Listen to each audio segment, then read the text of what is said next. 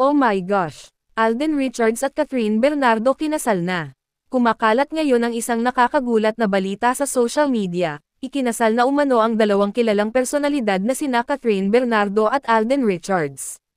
Bagamat matagal nang nauugnay sa isa't isa ang dalawa mula sa kanilang blockbuster hit na Hello Love Goodbye, tila hindi inaasahan ng mga fans na mauuwi sa isang tunay na kasalan ang kanilang tambalan.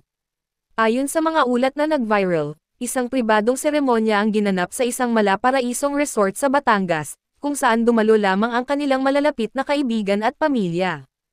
Ang mga larawan na kumalat ay nagpapakita ng isang eleganteng setup na may mga puting bulaklak at mala fairy tale na tema, kasama ang bride na si Catherine na nakasuot ng simpleng, ngunit napakagandang gown, habang si Alden naman ay nakatradisyonal na barong Tagalog.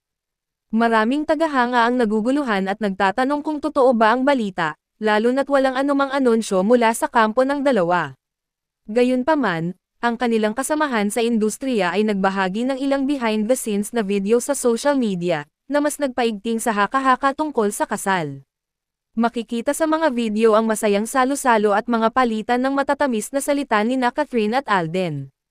Subalit, may mga nag-aalinlangan din sa kasal, na sinasabing ito ay maaaring bahagi lamang ng promo para sa kanilang bagong pelikula Hello Love Again.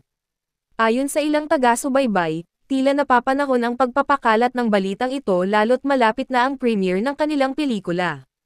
Habang patuloy ang mga usap-usapan, nananatiling tahimik ang dalawang artista, na lalo pang nagpapataas ng interes ng publiko. Totoo nga bang kasal na sila o ito'y bahagi lamang ng isang creative marketing strategy? Tila ang sagot ay nakatago pa rin sa mga susunod na araw.